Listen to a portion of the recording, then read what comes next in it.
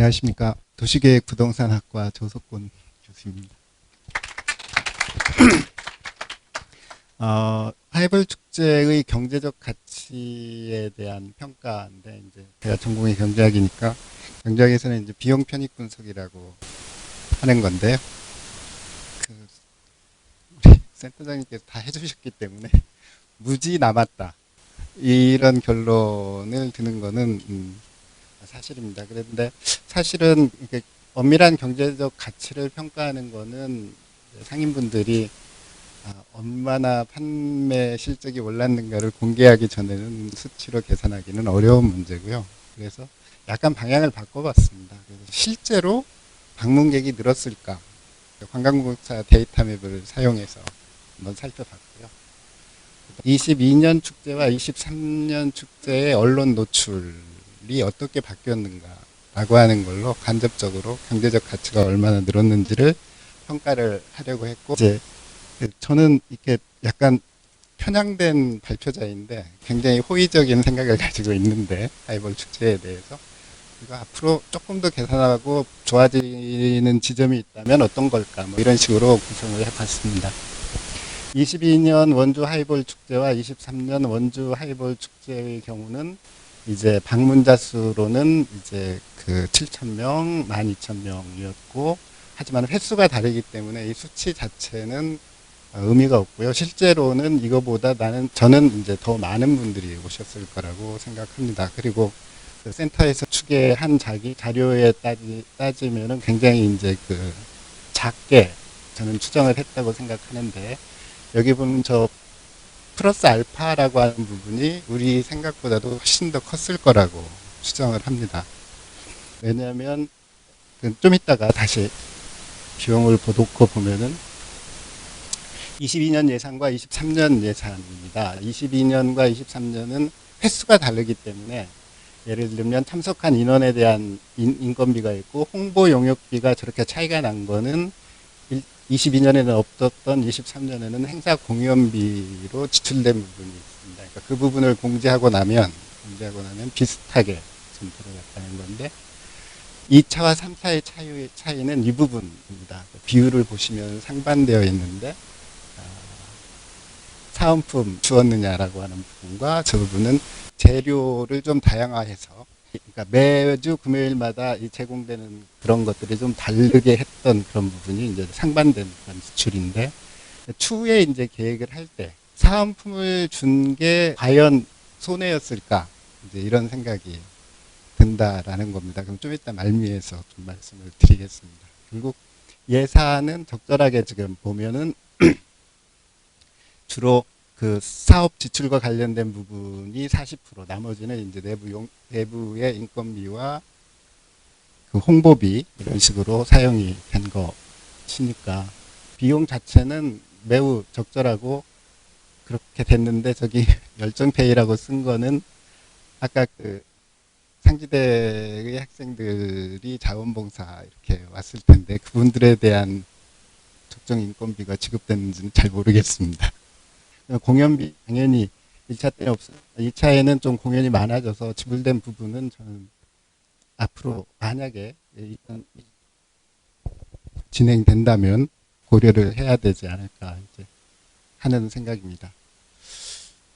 다음은 이제 간접 자료인데요. 한국관광공사 데이터 랩을 이용해서 추계를 해봤는데, 이제 우리가 본 거는 이건 파란색은 2021년부터 2022년 6월까지입니다. 그 다음에 2022년 7월부터가 이제 여기인데, 2022년 7월 달에 여기에 이제 하이볼 축제가 있었던 타임입니다. 이 8월과 9월이 차이가 확연히 나죠. 그 다음에 여기 맨 6월 달이 맨 끝입니다. 맨 끝이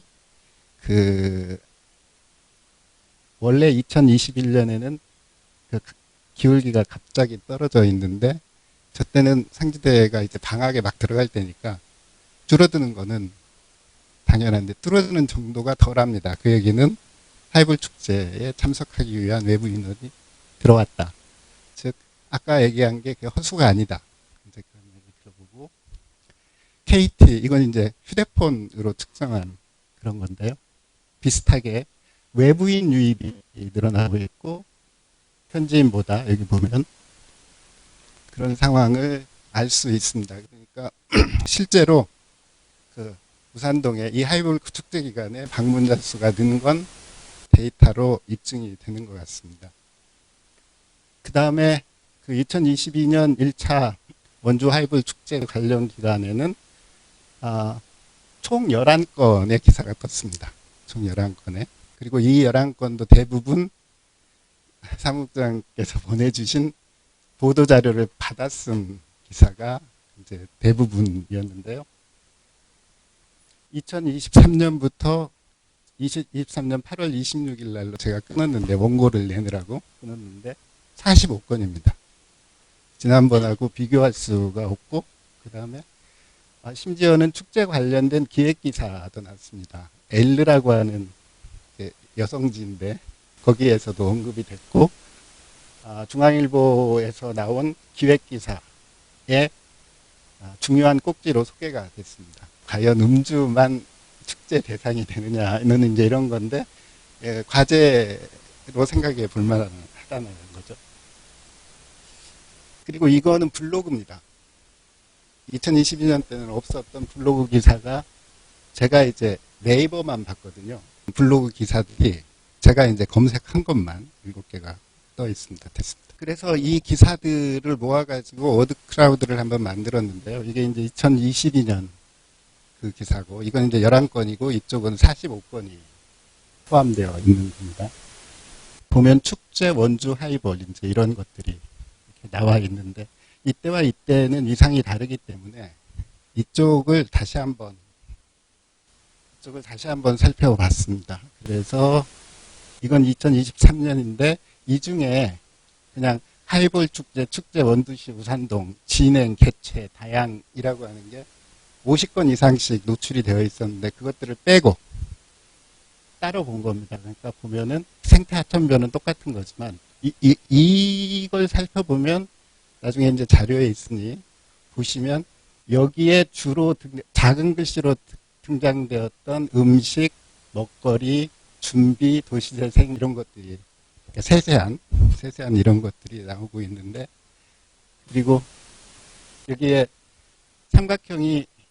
이 삼각형이 있고, 이 사각형이 있고, 저쪽 천변에도 사각형이 있는데, 시장님께 꼭 좀 전해 주십시오. 원주시장 원강수라고 하는 이름이 검색이 됐는데, 저거는 생각해 보니까 매니페스토가 기사가 크게 났습니다. 그래가지고 여러 그 기관에서 다 그걸 받았기 때문에 시장님이 노출이 되어 있는 그런 사정입니다.